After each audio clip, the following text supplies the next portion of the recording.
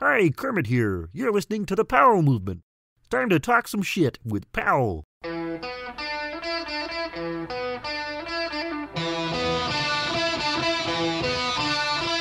Welcome to the Powell Movement. I'm your host, Mike Powell, and this week my guest is a guy who has come up on the podcast before, legendary filmmaker Greg Stump. And if you're a regular listener, you may have heard me talk about Greg in episode 139, the Black Sage and Proving Grounds podcast. I went to Greg's house in Prineville, Oregon. It was a memorable experience, and we talk about that. We also talk about Greg's young ski days, filming with legends, creating his own film career, helping build the career of Glen, Plake, Scott Schmidt, and Mike Hattrip, getting into the U.S. Ski and Snowboard Hall of Fame, and a whole lot more. Before I jump into the podcast, I want to ask you to do a few things for me, and they are easy. First, click subscribe wherever you listen to me. To do that, go to my podcast page on the player, locate the subscription button, and click it. While you're there, if you'd rate or review me, that would also be greatly appreciated. I also want you to follow me on Instagram at The Powell Movement and shoot me an email with any feedback, questions, or concerns you have. My email is mike@thepowellmovement.com, and I will get back to you. Finally, please support my great sponsors who make this thing happen. They are Evo, Stanley, Spy Optic, 686, and the 10 Barrel Brewery. Now, let's talk with Greg Stump. I'm going to start it off with the toughest part of the interview. I figure we might as well get that out of the way early, and I have a bunch of questions that I need to ask you about a situation. You are currently in Prineville, Oregon, or is it Prineville? It's Prineville. If it were to be Prineville, Mike, it would be Prinville, but with the E, as you know, that makes it Prine, like John Prine. Yes. The last time I saw you was last year. I was in town for a bike event, and you had told me that you had a building I could crash in. I just needed an air mattress. I end up driving down to Oregon. I'm at the bike event all day long, and then I get a call from you asking when I'm coming over. And this is the start of one of the stranger days of my life, so I have a lot of questions for you about it. But first, how long have you been in Prineville? 5 years. We're 5 years into it. In the living space, it's a weird setup. It's kind of an old doll factory. So you have doll parts on one side of the house and an area where dolls were being put together, which is super weird to me because there's still doll molds everywhere. Did you buy the place because of the weird shit that was going on there? No, it was Casey's grandmother's. She made porcelain dolls. So she was a doll maker and sold the parts all over the world. Not the parts, but the dolls. I would say the house seems like 70% done. There was one point when I was at your house, I asked you, I said, hey, I've got to use the restroom. And everyone looked at me like it was a big deal. And when I said I just had to piss, everybody's like, fine, just go outside. What's going on with the bathroom at the house? Oh, well, the bathroom was fine. But when you have guys over, they stand up and pee. And so you got like urine splattering everywhere. So just go outside and save the water. That's all that is. I mean, if you're really in trouble and you need number two, well, go in there, turn the fan on. It's more of a water issue because it's this high desert here. So try to conserve water. So it was nothing personal against you, Mike. I did notice you bolted. You'd seen enough. Yeah, well, we'll get to that part too. But when I get to your place, it's your wife, Casey, and there's another guy there. The other guy had to be like 60 years old. He was a recovering addict. He was really nice, but you could tell he had been through a ton of shit in his life. Who was that dude? That's Patrick. He's actually a master faux painter. Did you go to the building downtown that I bought? No, I didn't make it to the building. Pat, he's just helped us immensely. He's sort of a handyman character. He's actually in rehab again now. I shouldn't laugh, but he's a very, very talented painter. And it's been really great because, it's like training under a master. So I've become fairly competent at painting. In fact, I'm going to go down to the building later today and do some more. But yeah, that was Patrick. So we were drinking beers with Patrick. We were blazing with Patrick. He's a recovering addict, which apparently I had no problem with. But did you party with Patrick all the time before he went back to rehab? Yeah. And well, I was trying to talk him out of the tree and trying to get him to ramp down a little bit because you get into the system with a DUI and you're kind of screwed. So I haven't seen him in a couple of weeks, but hopefully he comes out feeling better. Okay.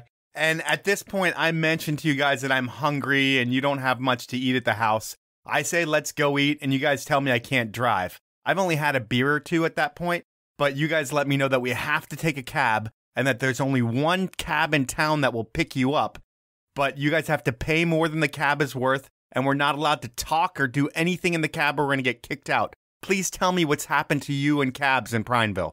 Well, nothing's happened. It's just that, there's one guy, Roger, and he's a Vietnam vet, and it's his way or the highway, so you don't want to piss him off. And I was just trying to warn you. He's kind of like the cab Nazi. No cab for you, Mike Powell. Right? He's just temperamental, and you piss him off, and then he doesn't come pick you up. But we were probably a little further gone than you if you'd only had one beer. But we were just concerned about your safety, Mike. That's all. No, I thank you for thinking about me in that respect. That's very nice of you.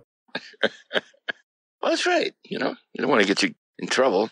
I got there at 6 p.m., and you guys were pretty far gone at that point. Around 9 p.m., we step into your backyard. It was an unorganized thrift store with a little bit of a Reno charm to it. There's a fifth wheel, canoes, art, all kinds of shit. Why do you have all that stuff back there? Well, you neglected to mention all the flowers. The beautiful flowers and plants. It's a fun place to hang out. But why do we have it? I guess I'm ultimately kind of a hoarder, Mike. I figured that much. Yeah, but all the stuff I hoard is really cool, collectible. You saw that granite. Like we have a mini Stonehenge in the backyard. Right. That's easily $1,000 worth of granite that was at the house in Idaho. I loaded it into a trailer and brought it here. But, the fifth wheel's handy because, we're renovating the house. We've got a new roof and a new exterior paint job since you've been here. Oh, nice. Yeah. So towards the end of that night, we headed out in the backyard. We talked with Micah Black. That was really cool, but shit just seemed really weird to me, and I couldn't put my finger on it. And it got to the point where I started feeling uncomfortable. And that's rare for me because it doesn't really happen that often. So I asked you to get keys to your building so I could go crash there.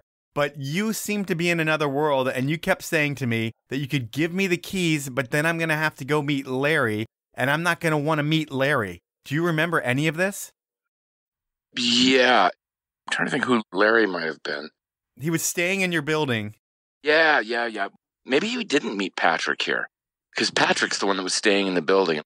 I mean, I met a dude who was weathered. He said he used to ride motocross, and he That's looked Patrick. like he had done everything he could possibly do in life. In terms of drugs and alcohol, probably. Yeah. So that was Patrick. Larry, I might have it wasn't Menace. No, he wasn't in town then. You have a friend named Menace? Yeah, Brian McGrath, man, Menace. How do you get that name, Menace? Well, I didn't make it up for him. No, Menace is legendary. He's a very, very good skier. Comes from a great family. Turned down a scholarship for singing Bowling Green University. He's just insane. He's the kind of guy that shows up at your house, no money, no food, no bottle of wine, and just opens the fridge and starts eating your stuff. He's a menace. Call Micah Black. He'll tell you about Menace. Call Tommy Lee from Motley Crue. He'll tell you about Menace. Do you know Tommy Lee? I've met him, but Micah got kidnapped by Motley Crue up in Jackson Hole and ended up spending like a week on the road with them. Micah and Tommy Lee are good friends.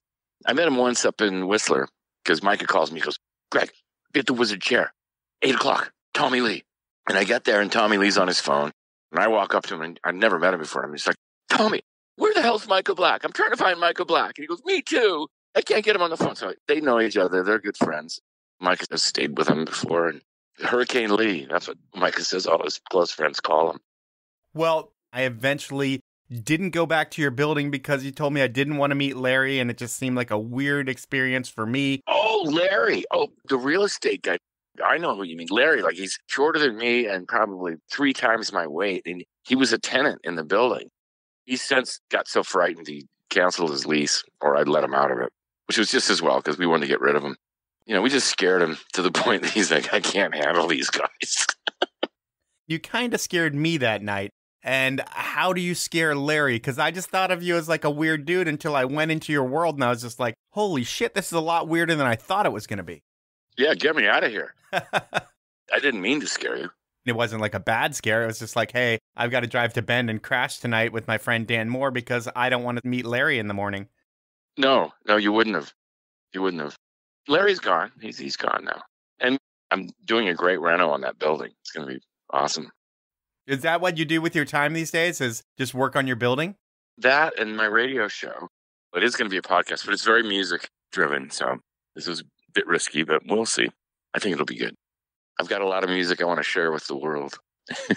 Well, people are going to the podcast medium for their music, so I think you're in the right space there. But we're going to talk about your life and times, and I'm going to bring it all the way back to San Diego because you were born there. And how many years did you stay in San Diego? Well, my parents were just moving from San Diego. They moved up to Reedley, California, where Dad started teaching at a junior college. And my sister and brother were born in Reedley. From there, we moved to Bloomington, Indiana, because Dad went to IU. He did his PhD at Indiana. And it's you, Mom, Dad, and what, a sister and a brother? Yeah, Kim and Jeff. We lost both my parents a couple years ago. Sorry to hear that. Yeah, they were really nice. But Kim lives in Maine. She's an award-winning wedding photographer. She's the normal one? Oh, she's the rich one. I mean, she's conventionally the successful one. And then Jeff lives in Aspen. And he's been coaching skiing forever. Yeah. And he's got a lot of Olympians and a bunch of guys under his belt in his program. So he's done a lot with a lot of the half-pipe skiers and slopestyle guys out of Aspen. Absolutely. Well, you know, we had good coaches when we were kids. So it's easy to pass it on because you know what a good coach does. When you were kids, growing up a little bit in Indiana, there is no future in skiing when you're there. But your family gave you a vote. They said, hey, we're either going to go to Maine or we're going to move to Arizona. One of the two, the family's going to vote on it. We're going to sit in the sun or we're going to learn how to ski. And that's how you guys end up in Maine. Yes. Dad had two job offers. One was in Flagstaff. I guess there's a division of Arizona State University there. So it was either Flagstaff or Maine. And so we went to Maine, to New England. The winters in Maine have to be absolutely brutal, just miserably cold. And you guys get into skiing right away. So are you guys in culture shock with just the weather of Maine? No, it didn't really faze me because I was 8 when I moved there. And I had a paper route, a morning paper route where I had to deal with my folks. If it was colder than 10 below zero, they would give me a ride. I could wake them up and they'd give me a ride at 4:30 in the morning. But otherwise, I was out there on my 3-speed Stingray Schwinn with, tons of papers. And I'm glad I did it, though. I always had a good work ethic, and I think that paper route really helped. Did you do that because you were a go-getter or because you needed the money? I mean, did your parents do well with their careers? Well, they were both teachers. So, of course, teachers don't get paid squat. No. Especially back in the late 60s, early 70s. No, they weren't wealthy. So I knew that I had to earn my own money if I wanted to buy things like Super 8 cameras and splicing blocks and reel-to-reel editing things. The reel-to-reel editing things where you cut and splice and tape the film together at a Kmart in Falmouth, Maine. My mother saw that and she goes, "A fool and his money shall soon part." And I was like, yeah, watch this. You made a career out of it, so you knew what you were doing early on in that respect. Well, I think if I'd known the potential obstacles, I probably wouldn't have done anything. I would have gone to school and studied and become a real estate agent. Yeah, and your life would have been super boring, but you've had so much action and adventure in what you've chosen to do by trying to learn something that you really didn't know too much about. But before we even get into that, you start skiing. It's Bumps Aerials Ballet back then. And around 10 years old, I think you get a shop sponsor. And when I think of kids at that age and a little older when I was coming up, there was a lot of ski posters and magazine pages on walls and watching videos over and over. What was the scene like when you were coming up in Maine? Well, freestyle, like 1971, Waterville Valley, I would have been 11. It was pre-Powder magazine. So Skiing magazine, they sponsored freestyle. I mean, I remember sitting in the barber shop in Gorham, Maine, looking at pictures in Ski magazine and seeing Scott Brooksbank and Genya Fuller, and in particular Wayne Wong. Plus, it was out west and it was sunny and everybody had tans and they were beautiful. And I was just like, man, I got to get out of here somehow. So the scenes happening at Waterville, 1971 was the first big event there. And in your world as an 11-year-old, are you seeing all the Barrymore films, Warren Miller? What are the cool kids watching back then? I didn't see a Warren Miller movie for quite a while, but I saw the Barrymore movies and Jalbert's movies because they were for free in the ski shops. They had these little 16-millimeter cassettes and this little pop-up thing. And I distinctly remember seeing the performers. That movie really sunk home that that's what I want to do. I wanted to be in one and not necessarily make one until I was in Barrymore's movie. And I saw it was just one guy. It was just Dick. He did everything, everything, travel, lodging, everything. He was the producer, director, cameraman. He worked with a couple other cameramen, Earl Rickers and Ken Campbell. but Dick did everything. So that was a really eye-opening thing as a kid to ski with Barrymore, because I loved his movies. They were more hip than Warren's. I eventually saw Warren Miller, but even early on, I'm like, I don't know. This ain't Barrymore.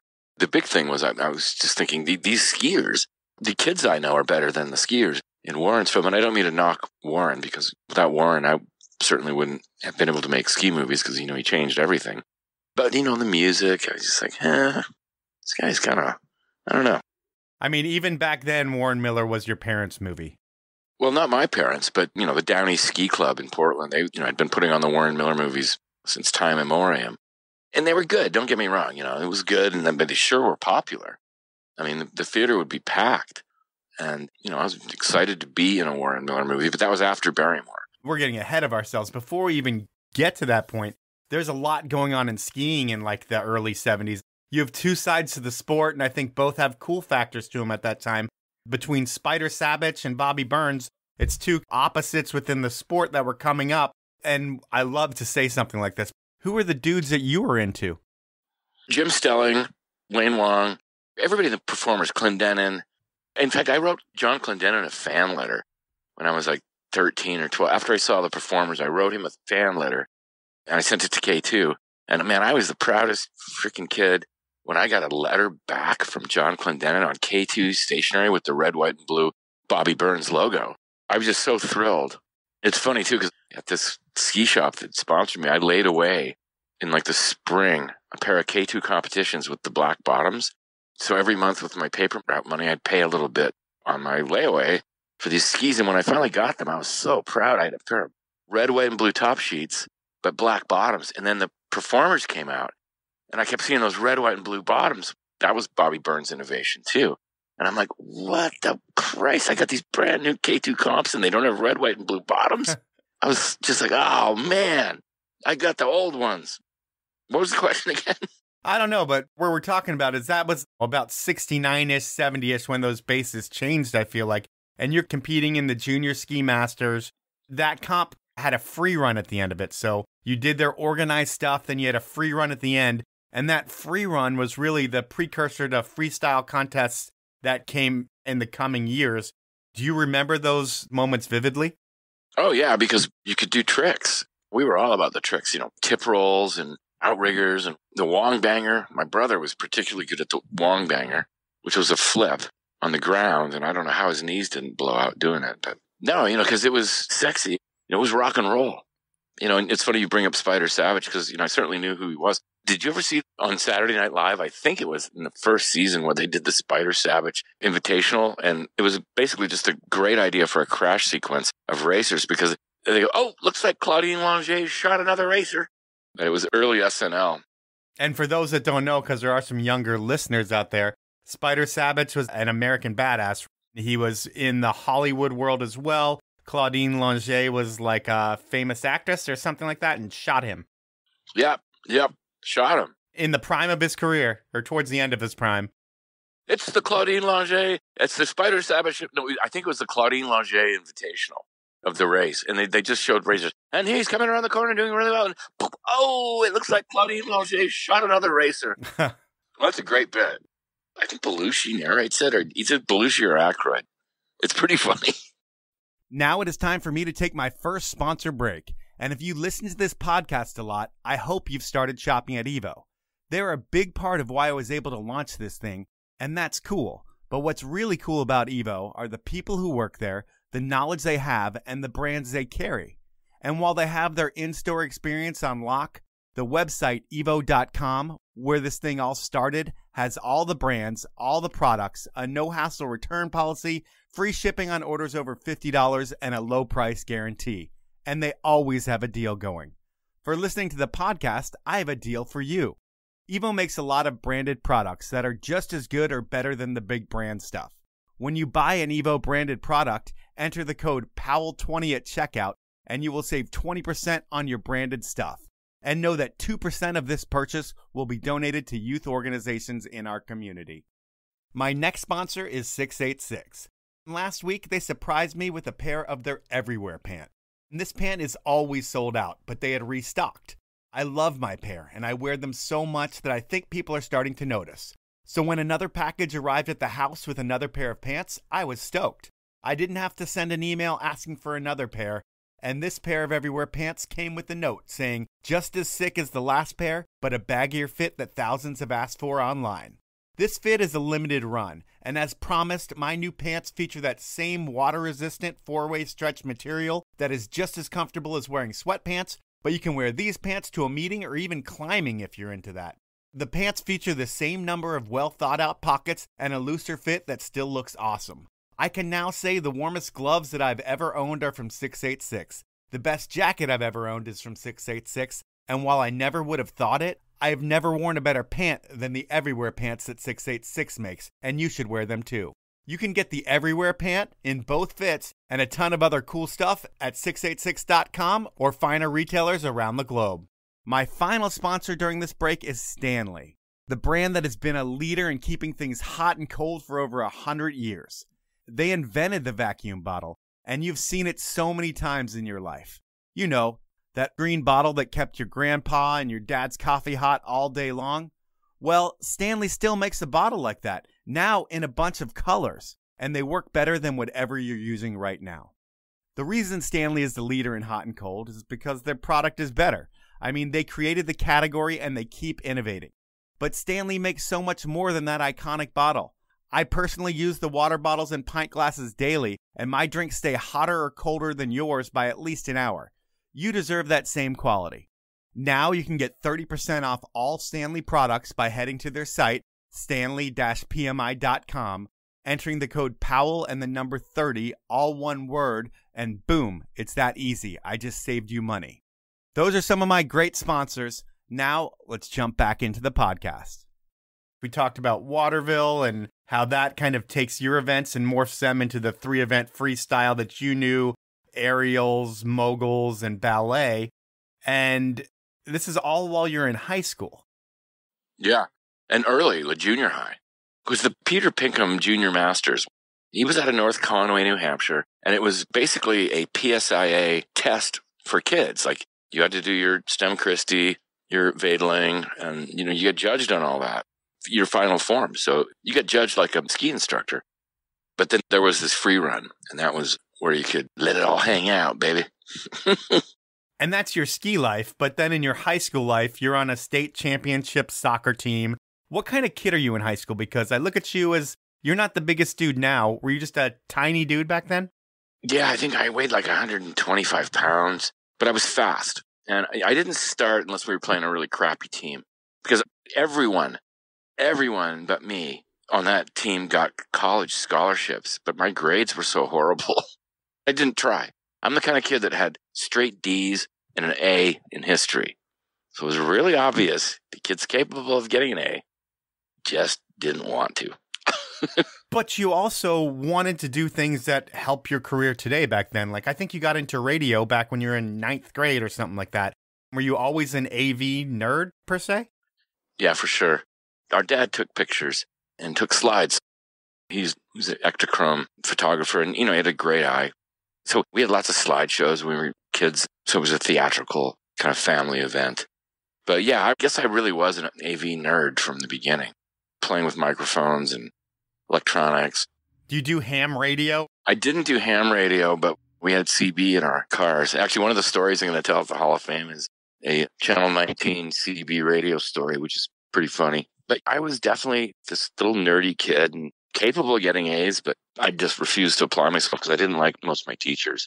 It's hard when someone's telling you about out west and history, and they'd never even been there. They hadn't left Maine. I'd already seen all this stuff because we would drive to California where our grandparents and aunts and uncles lived pretty much every summer. So I'd seen a lot of the United States early on. I just, I was a contrarian, I think, at an early age, Mike.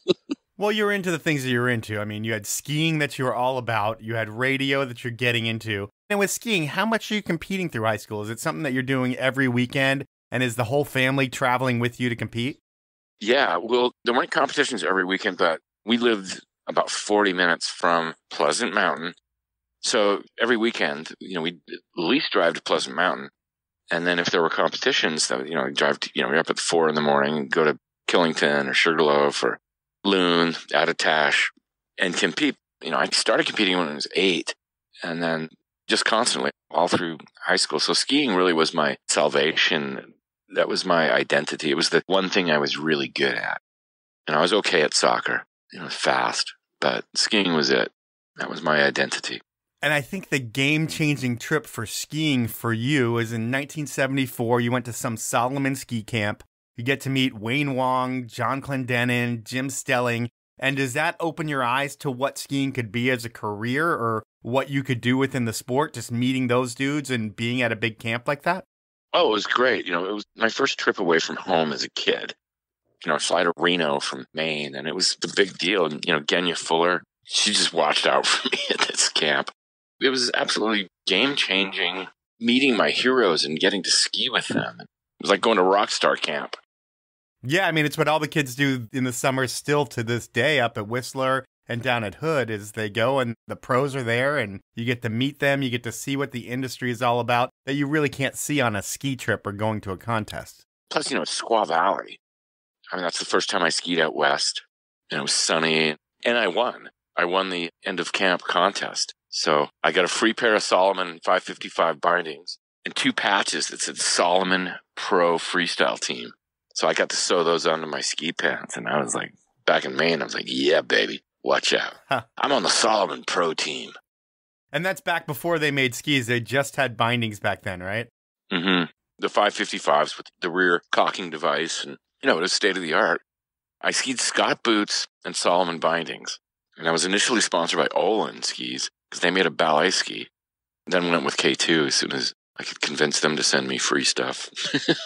Well, I mean, you were killing it. Between 1969 and 1980, you had like 100 finishes in the top 3, which is crazy. Is that correct? 100 times? Yeah, all the time. The worst competition ever was like the 75 Nationals. I think it was 75 or 76. It was at Telemark, Wisconsin, which is this tiny little hill, but I was too preoccupied with girls, so I did poorly there. But then it pissed me off, and then I won the next year. Well, you won in 78. You won the Junior Nationals. Yeah, so it must have been 77 that was Telemark, yeah. And then in 79, you win the first FIS freestyle sanctioned event, the North American Freestyle Championships. At this point, do you look at yourself as like, hey, I've got a huge pro ski career ahead of me just based on how you're finishing? Yeah, kind of. I mean, when I did finally go to the pros, I didn't do well because I only qualified for ballet. I didn't even qualify for bumps. In ballet at that time, it was just ruled by Bob Howard. And it was way more stunt-oriented, like, the pole flips and stuff I wasn't really very good at. I mean, I was good at the spinning maneuvers, edge set maneuvers, 720s and even 900s, but off the ground edge set. So I didn't do well in the pros. And plus, by that point, I'm just like, you know what? I didn't pay attention in high school. I was traveling the world enough to realize that I really needed to go get an education. I quit the pro thing to enroll in college. Did you do the whole bump ballet circuit at all for like a year or two just to see if you could get it done? Well, they had a thing called an ingress where you had to try out for each event. I didn't even bother aerials, just multiple flips. It's getting to be like that today. Yeah, well, in the amateurs, you had to do upright aerials. You couldn't flip. Flipping was illegal, Mike. If your head's below your skis, that's illegal. Can't have that. Nope. But ballet was the only event I qualified for. And I was good, but I just didn't have the stunts that the Bob Howard type ballet skiers had. And at 19, you have to make a little bit of income too. Is there any money to be made in the contests in the ballet world? Because it's kind of the fringe part of the sport. Well, if you won, there was, but I didn't even place in the pros. If you won, what were you winning for a ballet contest back then? I don't know, $5,000, $10,000. Which is a serious amount of money back then. It was, but I just didn't do well. But I was making money. I had a whole radio ski report business. I had 30 radio stations from Boston all through New England that I would do these daily ski reports for all of New England. And I could get sponsored for that. So I was doing that. I had a silk screening business. What else was I doing? Radio. Not just the ski reports. I was also DJing on the station. Yeah, that's always been a passion and something that you've been doing within your life. You're doing it now. And I think throughout your career, in and out, you've had radio things going on. And that's really where you've made a lot of connections to get a lot of the music that you have in your movies. Yeah, well, I learned about a lot of new music and could pursue the producers and artists and things. And then another way to make money, and a huge thing every year in skiing, were the Harry Leonard ski shows. There was a huge tour of these. They went city to city. There were events and demonstrations. What were these events like? Because we have the ski show where you have a Warren Miller premiere, but back then these things were huge. And when you went to a Harry Leonard ski show, what would you expect as just a consumer? Well, all the manufacturers, and you had your local ski shops, but this was LA, San Francisco, Chicago, Detroit, Boston, and New York, these shows. And we had this huge revolving deck. Like a ski mat kind of thing? Yeah, but it was big. Like it came off the back of a semi. There was a big giant deck, and I was part of that show. There'd be like 4,000 people watching these shows. And then there was a smaller deck that K2 sponsored that me and Holly Deist, who's now Holly DuPont. Lexi's mom. Yeah, exactly. She and I did a smaller deck show for K2 where, I just got really good on the deck because, as a ballet skier, it's all edging and release edging. How did Holly ride small decks? Well, she was a racer. She really could just go left and right. I just really wanted to say that because it sounds funny. How did she ride small decks? Yeah. So you're riding these decks at these shows, and I think there's a paycheck in every show for you as well. Oh, it was great. It was the most money I'd made in my life at that point. I think every couple of weeks got a $1,500 check. You're a celebrity per se at one of these shows. Well, you're not a celebrity nationally. At these shows, when people go, they're looking at you. So you must feel like a rock star when you're doing it, or the athlete at the show. And I can imagine that made it fun for a guy who likes to chase girls. Oh, yeah. I think I lost my virginity on that tour. I'm pretty sure I did. How old were you? 18, 19. I was a late bloomer in that department. But what you also do on that tour, which is probably the most important part of your entire career, is being on that tour and meeting Dick Barrymore. I think that guy's your inspiration. He's the one who puts the idea in your head that you can make a movie. But when you meet Dick, what was that dude like?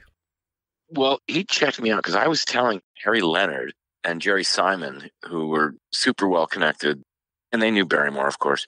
And so they're like, you got to see this kid. He wants to be in one of your movies. So Dick checked me out. He didn't tell me this for years later, but he totally checked me out on the deck and said, why don't you come out to Sun Valley and we'll do a little audition. And I had sponsors, so I was able to raise money from Solomon and K2, Bush Beer and Bogner. So I went out and skied for Dick. There was no snow in Sun Valley that year, so we went to Jackson Hole, and I'd never even skied powder before, Maine. But it was fine, and I did okay. And Dick, then he's like, why don't you come with me to New Zealand, Hawaii, Tahiti, Australia this summer? And I actually took Jim Stelling's place. Did Stelling get hurt or something? No, he got cut. Barrymore's, I'm going to go with this kid instead. That's amazing, because Stelling was probably one of your heroes from the performers when you were growing up. Mm. And then you actually replace him in a movie, which is crazy. So it's Vagabond Skier that you end up filming. But when you go on that first trip with Barrymore to Jackson Hole, do you go into it thinking, this is the big opportunity I've been waiting for my whole life? Or is it just another trip to you? I knew I was good. I knew I was a really good skier, and I could sense how to ski for the camera. I'd come right at Dick, and I just had camera sense from watching all those movies. I was just imitating Clendenin because John was my absolute idol. As kids, when we pretend we were in the performers, we'd be like, okay, I'm Wayne Wong. I'm fine. Oh, no, I'm this, that. Well, I'm John Clendenin. And he wasn't even supposed to be in the movie, I don't believe. I think he was hired on as an assistant to Barrymore, who happened to be a badass skier. Barrymore got him in front of the camera once, and he's like, you're not an assistant anymore. He would build jumps, so he was a really cool jumper, and a good-looking guy. And again, Barrymore was a skier, so he really had an eye for the athletes that would make his movies look better. And that's why he liked John and went with me after the Jackson Hole audition. He's like, okay, this guy, he gets it. So you do that movie, Vagabond Skier, and that has to be a big coming out party for you where you're like, holy shit, I'm on the big screen in these movies that I've always idolized. But unfortunately for you, that's Dick's last movie. He retires, and how do you find that out, that you're not going to be working with him again? He didn't do another movie, so he didn't ask me. But that's when, after that trip, because I met so many of Barrymore's friends, and everywhere we went, these were people he knew.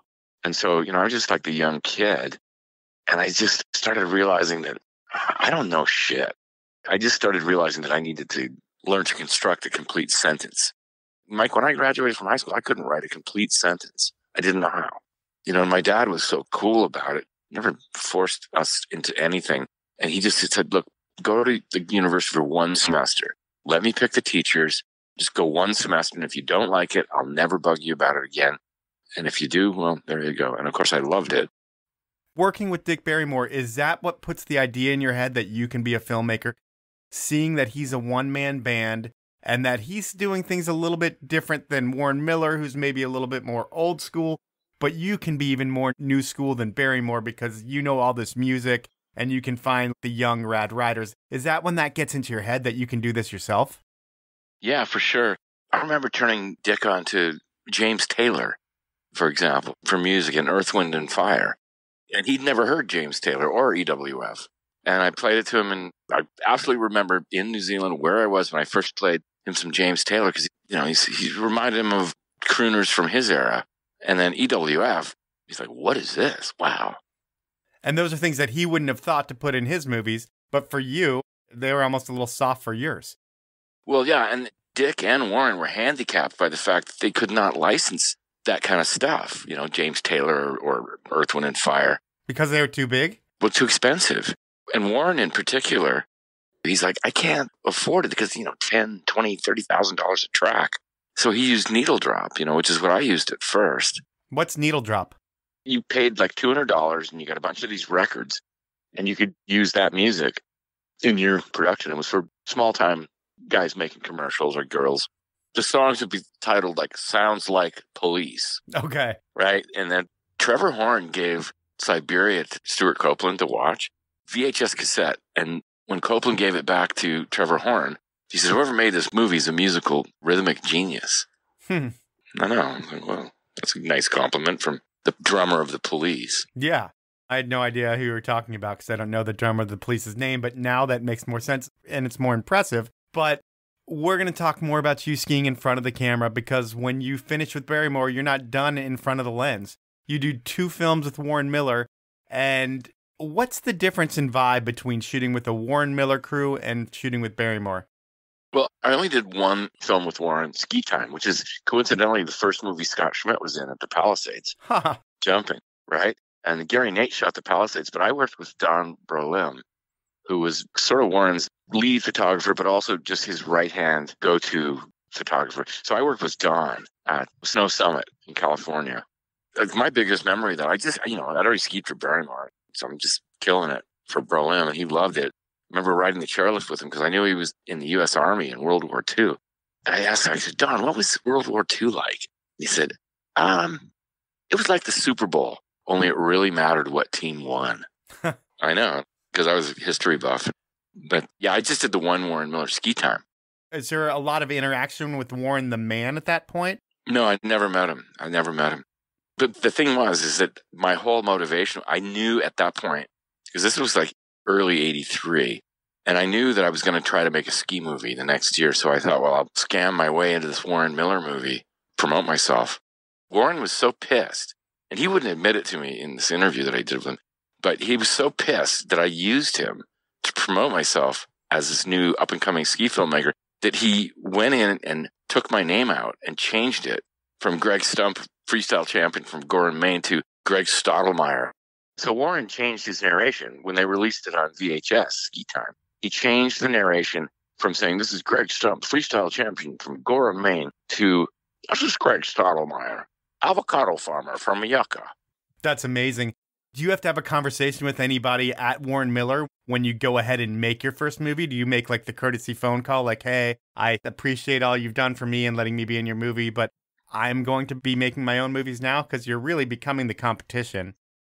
No, well, it was funny. Like at the SIA show in Vegas, after I skied in Ski Time, Warren, he and Dick Barrymore were very competitive. But Warren brings me over and he starts to introduce, he goes, you got to meet Dick Barrymore. And Barrymore's like, Warren, I guess you don't watch my movies because he was in Vagabond Skiers 3 years ago. Yeah, I know Greg already. Johnny come lately. Dumbass. So you go out on your own. I'm sure it's just you. It's not like you have a big crew of people with you when you start this and you have to figure out who the athletes are going to be. But you have to have money to make these first 3 films happen. To do that, I think you get sponsors, and you've got so many connections within the industry over the years between being on Olin and you've worked with KT. You've worked with a lot of people already. How much money do you need to raise to make Droids or each one of those films, those first 3 or 4? Well, it was all product at first. Like Droids was all just product trade, but that was an easy yes for a George Montgomery at K2 or, Steve Meineke at Solomon. And like, oh, he wants 10 pair of bindings or 20 pair of skis. I would get so much free equipment. I would go to the Downey ski sale, same people that put on the Warren Miller movies in Maine, but I would go to their sale and I'd put all this new equipment in and I'd come out with a check for $16,000. And I'm like, okay, here we go. And that's how I paid for the Droids for sure. And Time Waits for Snowman to a degree, but I had Swatch. It was a huge, huge thing. My second movie, and it's one of the stories I'm going to tell at the Hall of Fame induction, is that Steve Rechtschaffner had become the marketing director at Swatch. He was like the 3rd employee, and Swatch was totally unknown, but Steve was killing it. He had a skate team. It was Christian Hosoi, Steve Caballero, Lance Mountain, Rodney Mullen, and Tony Hawk. I think they all went on to be pro. Yeah, they did pretty well in skateboarding. So Steve was just killing it, and he showed his boss, Max, and this guy's from Switzerland. He's a European, sophisticated character, so he knew European ski movies, and he showed Max the Droids. And Max is like, Steve, you want Swatch to sponsor this? And Steve was like, Max, you can't think of it as what it is. You have to think of it as what it's going to be. And that became a 5-year Swatch sponsorship. And that was the first cash sponsor I got, was Swatch. And then once I had Swatch and they were just exploding, then it was not easy, but it became feasible to approach Solomon or K2 or Club A, whatever, and ask for cash. And they did it. That whole Swatch thing's the reason why you have Tony Hawk in the Bones Brigade and The Good, the Rad, and the Gnarly. The first sequence is in Maltese, and that was in Lance Mountain's backyard. Okay. And that was actually the first day Bruce Benedict and I actually had film cameras. We got the check from Swatch. We went down to Lloyd's Camera Exchange on Cahuenga in Los Angeles and bought Aeroflex S's and lenses. And that was the first time we ever even used film cameras. So Swatch makes a lot of that happen. They make it comfortable, I guess, for you to be able to keep doing what you're doing and buy the real gear. But that gets you to the movie that you're going to become known for. I think it's your 4th or 5th movie. It's Blizzard of Ahhs. But I guess before we talk about Blizzard, we should talk about the guy who wasn't supposed to be in Blizzard. How and when do you meet Glen Plake? I met Glen at the Winter Park Freestyle Nationals through my brother and Hattrip. And he actually came, and I have one shot of him skiing in the trees at Winter Park early on. But he just was persistent. He'd show up where we were shooting, and he'd have all the SOS clothing, K2, Solomon, boots and bindings at that point, and he'd just show up. And I kept asking everybody on the crew, like, who's telling Plake where we are? Because I didn't want him around. Because, Mike, he was just like gross. It was terrible. It was bad. Like, he's addicted to cocaine, addicted to alcohol, addicted to pot, just absolute liability. And I didn't want him around. But my partner at the time, Carl Labby, who went on to do Outdoor Sports Network and all this other stuff, he kept telling Glen where we were because he recognized Glen's star power. But that's because he didn't have to live with him on the road. Well, anybody can look at Glen and realize he's an absolute rock star. But back then, it sounds like he was a train wreck as well. And sometimes rock star and train wreck really do well together. But it sounds like Glen's doing a lot better now that he cut out the drugs and alcohol. Yeah, I think he's, 30 years sober or something. Yeah. But he was just absolute trouble. I remember walking into the Cliff Lodge at Snowboard, and this was Blizzard of Ahhs. And I'm like, how is he finding us? But I walk into the lobby, and I smell weed. And this is, Snowboard 1988, right? Utah. Yeah. Jesus Christ, Mormonville. And I smell weed in the lobby, and I'm like, oh, God, please, please don't have it be coming from the 3rd floor. Well, of course it was. Glen he just didn't care. He was into punk rock. He was a punk rocker. He'd pass out at shows. He lived exactly what you would hope the dirtbag punk rocker lived, but he was also an athlete as well. Yeah, he was, just a great skier, and he could catch huge air, never fell. At that time, I looked like Michael J. Fox from Family Ties. I had, my little cardigan and a tie and short hair. Did you party at all back then? No. When did you start drinking and partying? I guess it kind of started with the ski movies. I was an athlete before. When you were an athlete, though, you were a serious athlete who was like clean cut, not nerdy, but then you become this Michael J. Foxy director, producer, movie maker. Are you drinking during Droids, Maltese Flamingo? When does that start? I started smoking weed then. I didn't even have a beer till like my high school graduation party. I had a half a Miller Lite. But, Glen always jokes that we did role reversal. He became straight and I became, I've been in the rock and roll trenches, but still achieving things. But yeah, no, I definitely probably partied too much. Or maybe not. I don't know. It's time for my final sponsor break. And the first brand I'm going to talk about is Spy Optic. Based out of Southern California, Spy is the intersection of style, party, and technology. They've been supporting snow, skate, moto, wake, and more for as long as I can remember. And some of the best athletes in the world, like Phil Casaubon, Eric Jackson, and Tom Wallish, proudly represent Spy. The reason why the best want to be on Spy's product is because they have been creating goggles and sunglasses that look better than everyone else's, and the Happy Lens outperforms any other lens in the market. I don't have time to walk you through the tech, but next time you're at the shop, try on a pair of Spy goggles or sunglasses and see how much better the lenses are compared to what you're using right now. And check out how much better you look. Don't thank me yet. Thank me after I save you 20% off anything on the Spy site. You know the drill. Go shopping on spyoptic.com, then enter the code TPM20, that's all one word with the number 20, when you check out, and you'll enter the Save and Support program. You save money and support me. And it's easy. Spend $1,000, enter the code, and you only pay $800. My final sponsor is the 10 Barrel Brewery, and they have been brewing beer out of Bend, Oregon since 2006. And since they started brewing beer, they are committed to skiing, snowboarding, biking, and drinking beer outside. While I see a lot of copycat brands out there lately trying to mimic what 10 Barrel is doing in the outdoor space, no one puts their money where their mouth is like 10 Barrel. This year, they produced both a ski and a snowboard movie. The ski movie is Watch This, featuring Lucas Walks, and then they have Hold My Beer, a snowboard movie featuring Curtis Cizik. They're also holding 3 Hella Big Air events, where there's big prize money for the riders and a party for everyone else. They support a team of world-class athletes. They have a snowmobile bar, their Beer Cat, and I've seen some images of a mobile jump that looks super dangerous, but that's what 10 Barrel is, dangerous and fun.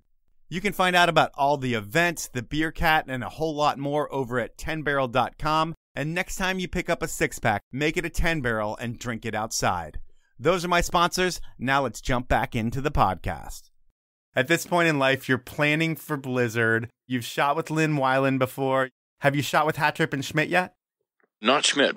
Hattrip, yes, because Mike was in Time Waits for Snowman. And then Lynn came on in Maltese Flamingo. But Lynn I'd known since we were like 10, 11 years old. She was a freestyle competitor from Killington. And she was especially good in bumps and air. I think she even won the nationals in air for women. So I knew about Lynn. And then Mike, I met through Jeff. Your brother. Yeah, my brother Jeff. But Bruce Benedict, who was my photo partner, he had shot Mike at Steamboat and said, oh, there's this guy you got to see. Mike's great. I think I enjoyed shooting Mike even more than Schmidt because I was a bump skier, Yeah. What was the question again? So you hadn't shot with Schmidt yet. I think he's doing other projects. How do you talk him to be in a movie with you, who's kind of like the outcast, zany, different kind of movie maker compared to everyone else in skiing at that time? It's got to be a risk for him, and how do you talk him into doing it with you? Well, we had a budget.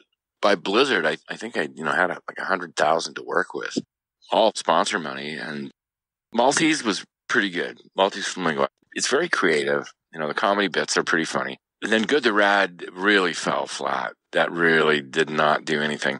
Because people, they weren't ready for it. Because, now you watch it, it's totally cool. Same thing with Dr. Strangelove. You watch that now. But at the time when it came out, it was just like, oh, God. But going into Blizzard, I just knew what I wanted to do. Coming back from Chamonix, I actually sat down with my best friend, Dave Fair, in Maine. And I said, if anything happens to me, you got to finish this movie for me, Blizzard of Ahhs. Because I just knew I had something that can. But Scott didn't think so. Nobody thought so because they weren't living in my head. But I knew I had just enough killer footage to make an extreme ski movie. And this is the first movie you make like a traditional movie, whereas your other movies You were building the soundtrack and everything was being built around the music. And this is the first time you did it a little different. Well, yeah, I got to do an offline edit first because I was able to afford 2 3/4-inch decks. And so I did a rough edit and I could change it and I could show it to my friends in Maine and watch their responses. Whereas before, I did the entire soundtrack, narration, everything first, and then just pasted pictures to them. The droids, Maltese, time waits, all of those were completely produced audio first. And we were making our own songs. I mean, that's another thing. Like Good, the Rad, the Gnarly, that's 80% original music that we made in Portland, Maine. And same thing with Maltese Flamingo. Most of it's original music. Overtures at the beginning. So it was very much like musical theater, which we knew because that's what our dad did.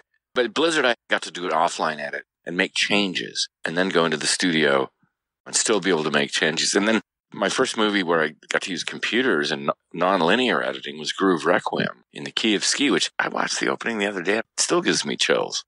That's game-changing for you and how you can make a movie. But we're going to go back to Blizzard. You head to Chamonix with the crew. Plake is not involved at this point. And on day one, I believe, Lynn breaks her back. And I mean, is it a catastrophic injury where you don't know if she's going to walk again? Yeah. I mean, she was jumping this cat track. It was just like a one-turn shot. So I'm shooting uphill from a cat track, and we're just going for one turn in slow motion. She makes this killer turn. She's carrying a ton of speed. And then she jumps this cat track. Nobody knew she was going to do this. When she misses, she comes up short by a foot or two. And, I'll never forget the sound. They helivac'd her off the mountain. And it was only like 6 or 7 at night when the doctor came out of the hospital and said she broke her back. And I fainted because we weren't lovers, but she was really gorgeous, amazing friend. And I'm like, oh no. Oh my God, no. And is that the first huge injury that you are a part of in one of your shoots in the mountains where they need to bring in a heli? It's the only injury. So yeah, that's got to freak you out completely. Well, I broke her back. To me, that meant paralysis. Right. And I fainted in the hospital. I was just like so bummed. And in the back of my head, I knew I was going to get sued because Lynn's father worked in New York City. He was like a risk assessment. He came into situations after somebody got hurt on big construction projects. So I just knew, I'm like, she broke her back. I'm going to get sued. I think I'll pass out right here in the hallway. Did you get sued? Yeah, I did. I didn't know this. So she sues you because she got hurt on your shoot that she was a talent in? Yeah, correct. And, I didn't have insurance, but you couldn't get insurance. You're in France, right? Do you need anything in France? You just go. We had cartonnage, which you could buy, but that just covered. She broke her back. I bought 4 tickets on Swiss Air, so she lay down all the way back to New York, and I knew it was coming. She sued me for $350,000. We settled for 15, but I didn't speak to her for, I think it was like 25 years. Wow, have you spoken since? Oh, we're good buddies now. She called me in Idaho, and she's like, Greg, Lynn, and she came and visited, and we buried the hatchet. Did she apologize for trying to ruin your life? And did you say, oh, don't worry about it, I was just trying to make your career great? She regretted it because we had a really good thing going. And she fully recovered. She was not paralyzed. I think she probably gets backaches a little easier than you and I. I guess I should have had insurance, but I couldn't get it. The big underlying thing with Blizzard of Ahhs is the reason we went to France is because here we were, the best American young skiers, best young American filmmakers. But the underlying theme in Blizzard of Ahhs, is the liability thing in America. Because you'd get arrested if you came out of Bear Creek and Telluride. There'd be a sheriff there because you're skiing out of bounds. You get arrested. And I couldn't get insurance. I mean, Lloyd's in London was got $100,000 for a minimal liability policy making ski movies. And, I didn't have $100,000. And Lynn suing me and, her dad and her coach, you got to sue them because, they saw Swatch and, I'm buying condos in Hawaii and I'm doing well. So who knows? I might have done the same thing if I were her. But the good news is that we buried the hatchet and are just wonderful friends now. I love Lynn. She's awesome. Okay, so Lynn goes down and you need to bring another person to the production. And I'm sure everybody's telling you, hey, we got to get Plake out here. We got to get Plake out here. Is that your first choice after Lynn goes down, is we're going to get Plake out here? Well, there really wasn't another choice, but I did not want to do it. I mean, Glen was, I'm just like, fuck, no. I'm not bringing Glen to France. I mean, talk about the ugly American, but it worked out. He stayed there. And plus he was down to his third felony at that point. Yep. And this is during the first Bush administration where, 3 strikes, you're out. You're going to do a minimum of 12 years. And Glen got out there, and I always had a soft spot for him because underneath that crazy hard exterior, there's a very sensitive, intelligent, caring person. I mean, Glen learned, he was speaking French, and he stayed there in Chamonix. I gave him all the cash I had because he was going to blow off this court date for his third felony, drug charges up at Tahoe and Placer County. So he just decides, hey, I'm going to stay here in Chamonix, live out the rest of my days over here. Screw it. I'm not going back to America. But then the movie comes out and it's a huge, huge success, like immediately, way bigger than anything you've ever done. And you need to get Plake back to the U.S. We'd sold footage to NBC for the Olympics, and NBC had been buying footage from me, so we had contacts. And once Blizzard came out, Charles Brubaker, he was a line producer on the Today Show by then. So we're booked. We're on, like 2 weeks from now, New York City, Rockefeller Center, 30 Rock, baby, the Today Show. And they want Scott and Glen. And, Schmidt's fine. We can get him there. But Glen's still stuck in Chamonix, and if he steps foot in America, he's going to get arrested. 3 strikes, you're out.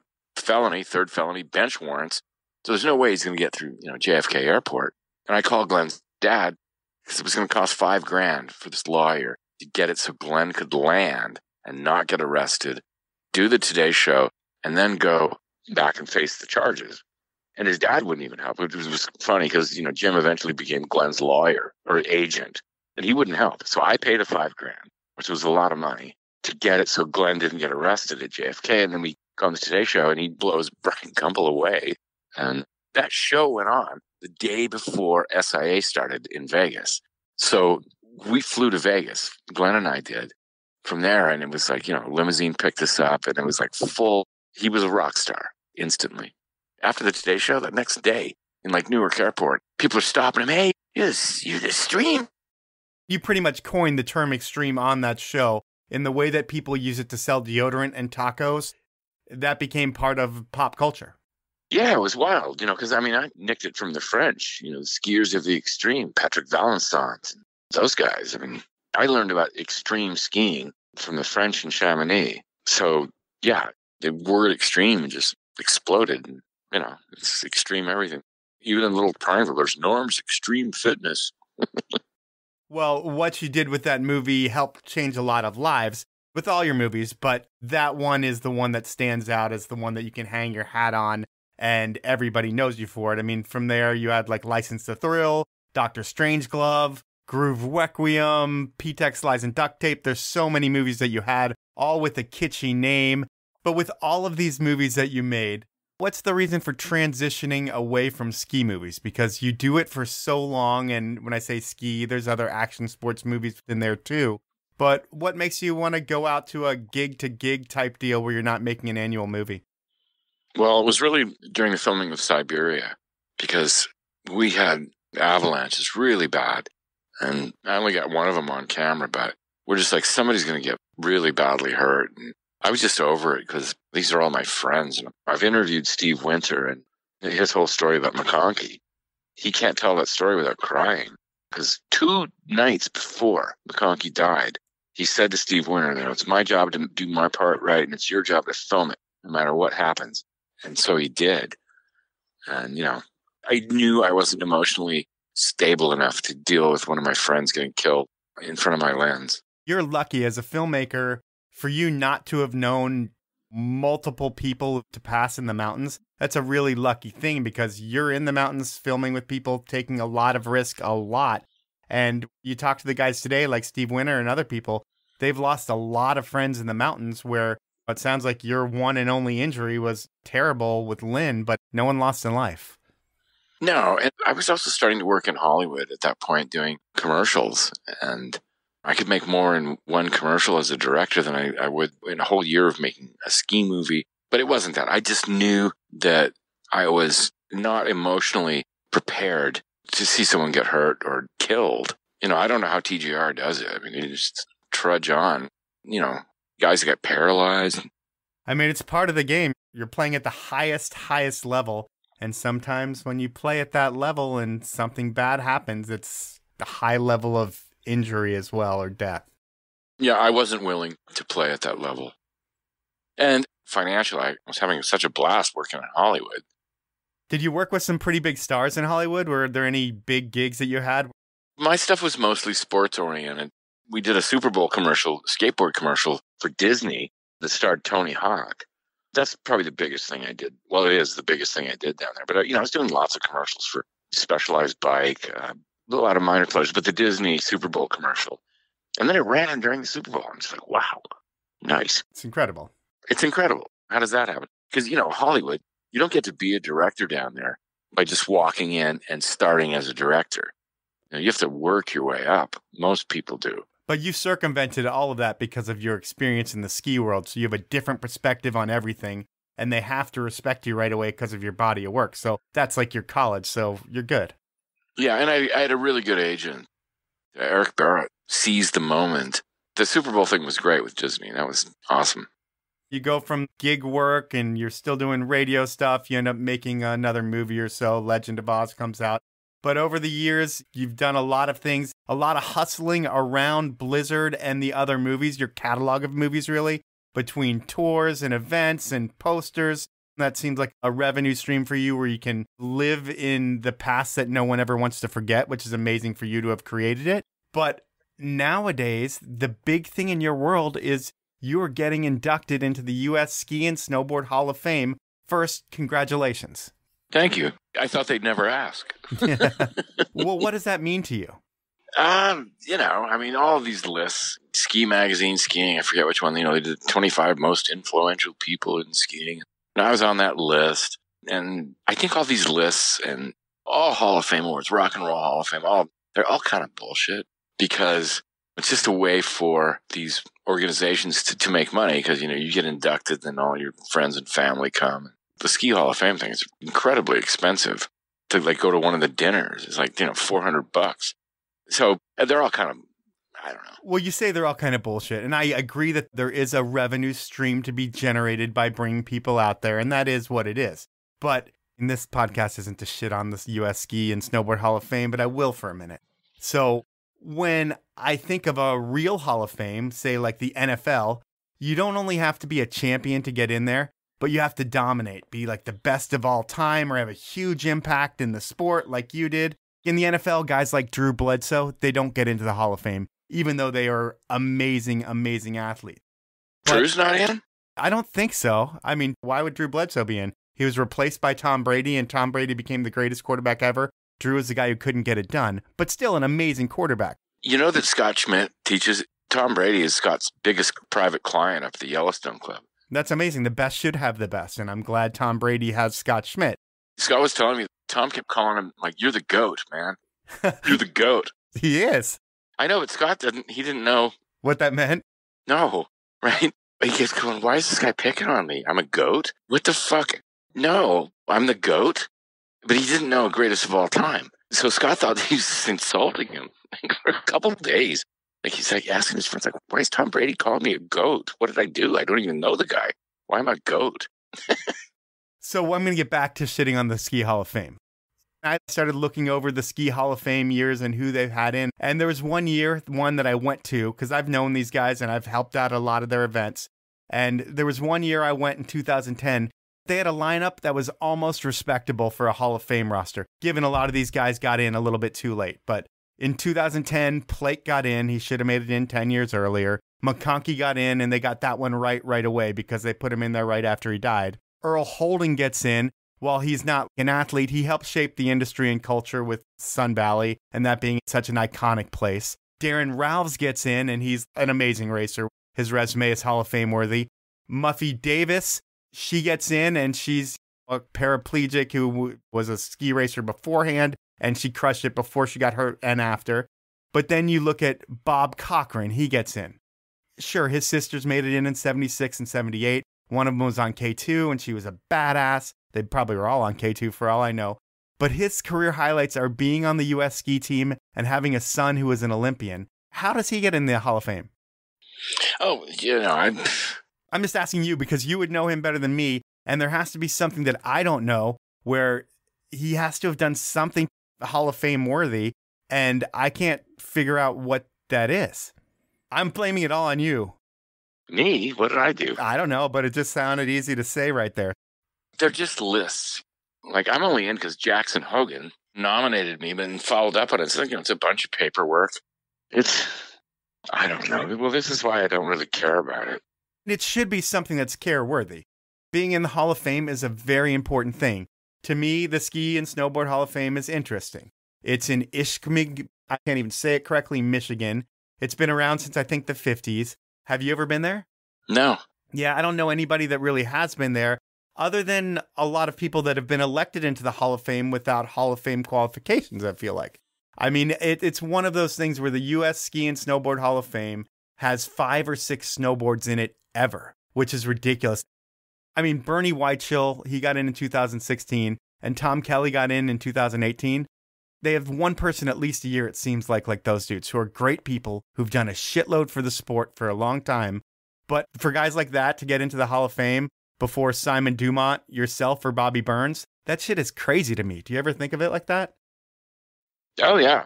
Bobby Burns is going to be there next month. So, yes, it's an honor, and I'm excited. I'm going to do a really funny speech that kind of slightly disses them. But, it's a fine line. I just want to be funny because, I know what you're saying. My first line at this thing is U.S. Ski Hall of Fame. And then I'm going to whisper in the microphone going, thought you'd never ask. You should have been in 20 years ago, like I said. But your class this year is a good one. Scott Brooksbank, he invented a bunch of different tricks. And he's a world champion or a champion 5-7 times over. Scott's a little guy. He's like my size. But he just skied so great, especially in the bumps. A still photograph of Brooksbank.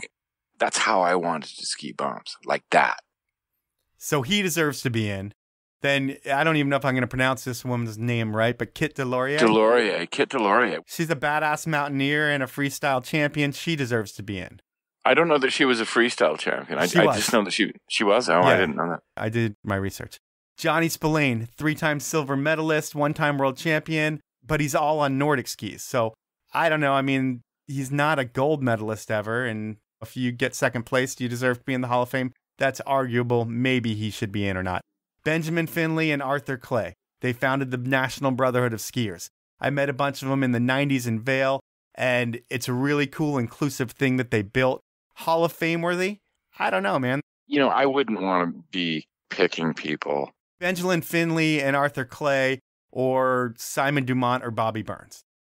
I'd never heard of Benjamin. I don't even really know what they did. They founded the National Brotherhood of Skiers, and that's really important. They bring Asians skiing, is that it? Black dudes, but either way. Oh. And they've been doing it for 50 years. Good. I'm glad, I don't know a lot of black skiers, Skiing's so fucking whitey-tighty. Mike, you know what? I took Seal up early morning, first tracks at Blackcomb. Early morning, it's dark. So you get there at 6 in the morning, you ride up, and there's breakfast. And a white kid worker, looks at Seal and says, oh, the service entrance is around back. Yeah, it's total bullshit. I know. And Seal goes, I'm Seal, rock star. No, I'm not going to the service entrance. Can you imagine if all the athletic black kids had a chance to learn to ski? Woo! What if Michael Jordan's granddaughters learned to ski? And she was amazing. Then she should go into the Ski Hall of Fame. But the guys who invented a club, I don't know about that. While it's important, maybe it's a special award they get, not a bust in the Hall of Fame. Next one up is questionable to me as well. And he's very important. James Niehaus, I think is how you pronounce his name. He's the dude who does the trail maps. Everybody loves what he does. It's amazing. They were revolutionary. What I loved about his maps is there was actually snow on the trees. He drew skiing. He took it to an imaginary level because it doesn't fucking snow in New England and Maine. It pisses rain and it's just shitty. But his ski area maps all had snow on the trees, and he's an artist. And he made the places look great. And I thought he did a very interesting 3-dimensional thing as well. I can't wait to meet him. I'm bringing my book of his to get autographed. What he does is incredible, but I mean, Ski Hall of Fame based over Bobby Burns, Simon Dumont, people like that? I don't know. Then you get to you. You were a champion skier who went on to change the sport with your movies. You created heroes out of the athletes you worked with, like Glen, Plake, Scott Schmidt, and Mike Hatchup, Tony Hawk, Laird Hamilton. The list goes on and on. You were the guy that invented the word extreme on the Today Show. Your resume has Hall of Fame written all over it. Well, you're going to like my induction speech because it's very funny, but it's also, this is bullshit. How long are they going to give you to say that? Oh, okay. I've been working on my speech for like 5 months now. Are you kidding me? 5 months? Yeah. No, I got this thing nailed. So it's super important to you. Well, I want to do a good job, especially, public speaking. I'm good at it. And if I apply myself to it, I'm exceptional at it. But my speech is very funny. I've got a 15-minute thing where I thank all these people with these wonderful anecdotes about each person. And 3 weeks ago, I got an email from the Ahhs people. It says, okay, you can only be on 3 minutes or we're going to pull you off. Don't get up there and just thank people. So I'm like, well, what the fuck am I supposed to do? My whole speech is based on that because I'm going to run 15 minutes. I don't even want to tell you because I've got really gnarly stories about these guys like fucking shitting themselves and missing the toilet. It's really gnarly stories. And I'm going to just tell them. First time I met Scott Schmidt and his wife Terry at the time, I pleasured myself in this, these French hotels in the 80s, like, just like tiny, tiny things, no light in the shower. So I pleasured myself in the shower and thought I was all cleaned up, but I go meet Scott. Never met him with his wife before in Chamonix for Blizzard Oil. And I got this big dried glop of cum on my arm that they notice. So I'm just going to tell those kind of stories. So basically, I'm going to make fun of myself. I don't really have that much to say to that, but amazing and weird all at the same time. Well, back to the point. I'm flattered. I'm basically going in and going to do it like a 15-minute stand-up. So when they try to take the mic away from you, what are you going to do? I want you to hold the mic as hard as you can and not let go, not break character, and keep your speech going. Oh, they're not going to take the mic away. I've already talked to them. I told them it's 4 minutes. Whatever. I mean, if they want to come take the mic out of my hand, then so be it. They're not going to, but... Well, this is going to come out before that. That means they could hear this, but honestly, they're all way too old to know how podcasts work, so they're not going to listen to this. Well, I don't know. This Justin guy, he's pretty clever, and, Dan Egan's the MC. Oh, nice. That's a guy I need to get on the podcast. He's a badass. Egan? Yeah. Yeah, I like him. So you've got the Hall of Fame. It is a huge, huge deal. And really, your body of work deserves every little bit of Hall of Fame and awards that you can possibly get. But at this point, I was going to jump into something I call inappropriate questions. Normally, I would call someone and I would have them ask 3 questions to you. I have 3 inappropriate questions that I'm going to ask, and I will start with what did we do last time? Was it Hadley Hammer? Yeah, you asked Hadley Hammer if she had ever been in a threesome. I also asked if she enjoyed pommel lifts. So you got really sexual and weird in those ones, and that's awesome. Well, that's what inappropriate questions is all about, Stumpy. Nothing like a stiff pomade between your legs when you're Hadley Hammer. That just rolls off the tongue so nicely. Dude, Mike, I know so many girls that skied in Europe, and they'd come on the pommel lift, riding up. Wow. Yeah. Forget the dildo. I'll take a pommel. I guess you can kill 2 birds with 1 stone. Exactly right. It's like going up and going down. All right, what do you got for inappropriate questions? My first one is, I'm going to go back to the intro of this podcast. We were at your house. It was the weirdest situation I'd ever been in. Ever? Not ever, but one. It was definitely strange for me. I won't say ever because that's a bold statement. But your wife, Casey, she has her back to us, I'd say, for 3 hours and 45 minutes of the 4 hours that we're there. She's got a rolled up People magazine in her hand. She's playing music and staring at a computer. Every once in a while, she would get up and start just smacking the shit out of stuff with her magazine. You and the recovering addict that we were drinking beer and blazing with were definitely in another world. What were you guys on?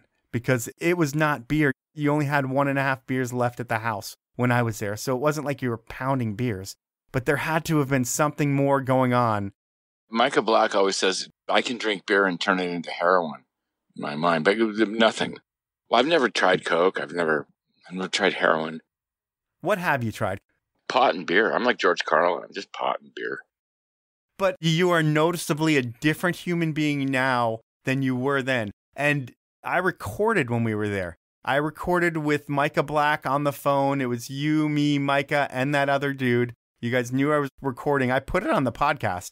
And You definitely were not sounding even close to as coherent as you are now, but this was 6 p.m. and you guys didn't have a ton of beer. Well, we drank it all, Mike. Okay. You kind of walked into a lit situation. I did, man. It was crazy. So what's your question? My question was what else was going on there, but that didn't get answered. Well, no, I'm telling you, like pot and beer. That was it. I mean, unless there was wine. No, there was no wine. We were trying to show off for you. So did you do a podcast from that? Well, I did one from that event, and that was definitely part of that event. Oh, I got to listen to it. I haven't heard it. No, you probably shouldn't. I'm glad you haven't heard it. Why? Well, you might have been jumping to conclusions. I might have been, but either way, we're clearing it all up now.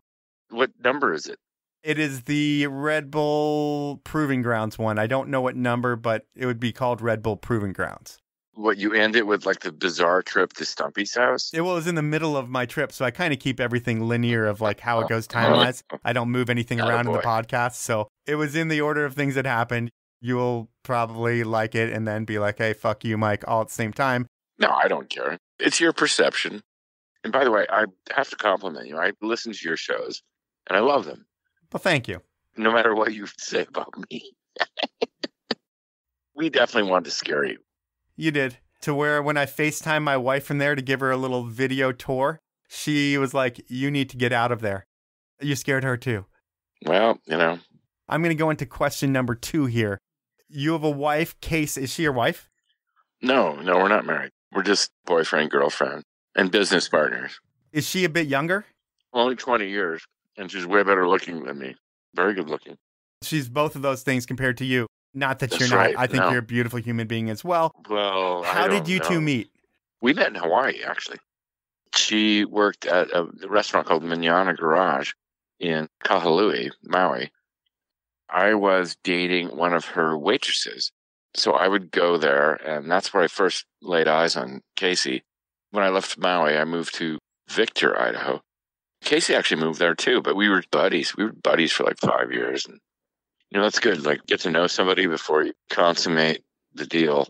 It's best because you know what you're getting into. So we were just really good friends. 13 years now we've been together. Okay. Well, I thought that had a different story, but it doesn't, so that's fine. I'm going to go with my final inappropriate question.